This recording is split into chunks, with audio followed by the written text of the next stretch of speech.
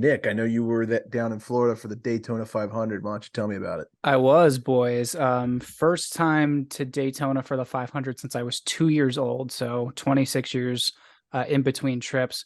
And also first time back in Daytona Beach since my spring break trip there. So it brought up some memories, not many to be honest, but it was definitely good to see the old stomping grounds again. Hell of a trip. Went down there with friends of the program, Pat and Marty. It's good to see you guys again. I know it's been 2 weeks since y'all have recorded. It's been 3 weeks since I've been on because I was under the weather that week as well. So it was crazy. I mean, we flew in Wednesday. Got to go to like a car show, like with like a bunch of old race cars at the Streamline Hotel, which I'm the only one that's going to care about this, but that's like where NASCAR was like officially founded. And yeah, I was just in absolute car dude heaven. For those that don't know, we were basically down there to help support and work with Travis Pastrana because that's Marty's cousin. So this guy's attempting to qualify for the biggest stock car race in the world, one of like the 3 or 4 crown jewels in motor racing that you want to win if you want to be known as sort of like a famous race car driver. It's the Indy 500, it's the Monaco Grand Prix, and the 24 Hours of Le Mans. And Wednesday night, he's not like a normal NASCAR driver, so he's got to qualify on speed for this race, and he did it. There were 2 open spots, 6 guys competing for him. He was one of them. And just to say how big of a feat that is, the other guy that got in is a 7-time NASCAR Cup Series champion. So absolutely amazing. It was great to see Travis, hang out with him for a little bit. We were hanging out with the Black Rifle Coffee team the entire time, doing some networking with them with the podcast as well. So stay tuned for that. Got to, hang out with them pretty much every day at their event. He was doing signings and stuff like that. So that was a ton of fun. We ended up getting lunch with Noah Gragson, the driver of the 42, which was awesome. That's sick. Super cool guy, super down to earth. You would never know that he's like a famous race car driver. He's just a great dude. And showed up to Travis's Black Rifle event because Noah does stuff with them as well. And was like, all right, this sucks. I'm bored. You guys want to go to Outback? So we all just like piled in his truck, took us to Outback, of course, picks up the tab, such a beauty. And Noah's from Vegas. So the first thing he says to me is like, oh, you're a hockey guy, huh? He's like, fuck the Washington Capitals. Ooh. I was like, well, sorry, dude. I waited a long time for that one. But this is where it gets really crazy. So after that, he takes us into the infield of the track, which for those that don't know, there is a small lake in the middle of the infield of Daytona. Like it is that big. Track's 2.5 miles long. So the infield on race day is pretty much like its own little city with these motorhomes. You've got people that are RVing there. You've got all the drivers who have their motorhomes there. You've got all the haulers that bring the cars and the teams in and out. And we were just hanging out in Noah's motorhome, having some beers, and these motorhomes are absolutely incredible that the drivers stay in. Like I want one so bad. I don't want to know what they cost, but I mean, this is, I'll definitely clip this and put a picture over it. It is like an absolute, like state of the art living experience. You just almost don't feel like you're in something that has wheels on it, if that makes sense. Wow. Yeah. So we're hanging out in there and there's a knock on the door.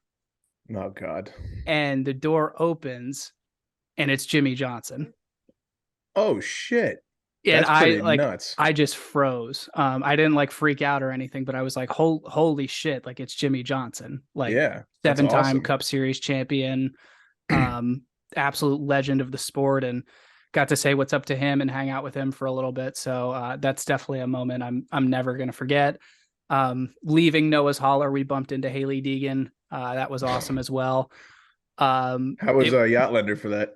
He was good. He was good. Oh, he was okay. very he was a little bit in overdrive with everything going on with Travis, but it was a ton of fun. Frankie Muniz was there because he's racing ARCA cars now. So I was gonna ask you about that. Yeah, that's awesome. Malcolm I've in the middle. That on Twitter. It seems like he's doing well with his. It's like his new thing now. He's like all in on it, so that's pretty cool. Malcolm in the middle, 3 wide boys. So that was awesome to see him.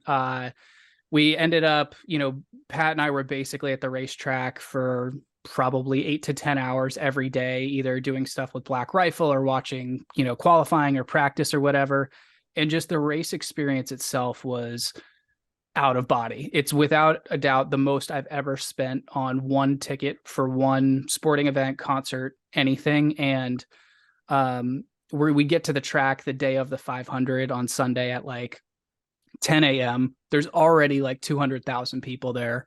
Most people I've ever seen in my life, which I'm also in Daytona Beach. So just run that through your brain for a second. So amazing people watching, but yeah, I bet. Like the build up to the race was insane. Dierks Bentley concert, he was fantastic.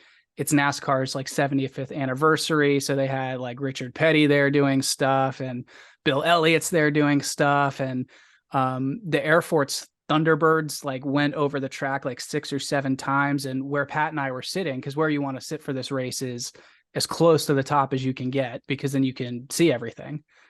We went really, down low for qualifying and practice just to, feel the flybys and stuff, but we were up pretty high. And I swear to God, boys, I feel like I could have reached my arm up and touched one of those fighter jets. They were so low. They were so loud. And oh God. I absolutely teared up a little bit. Like it was extremely like intense and emotional for that and the national anthem as well. Damn, pulling a Sirianni there. A little bit. And then not that bad though. It's Italian blood. Exactly. And then the race itself was amazing. Travis started dead last and ended up going a lap down early on in the race. The crew did a great job. We were listening to them on the headsets the whole time. They coached him back through it. He drove the absolute wheels off that car and ended up finishing 11th. And had it not been for that wreck at the end, probably could have finished in the top 5. So for a guy that has never raced in like a NASCAR Cup Series event to start last and finish that high in the most round stock car race there is it was just absolutely amazing. Yeah, I had money on that top 10 finish. I was pissed. He was so close.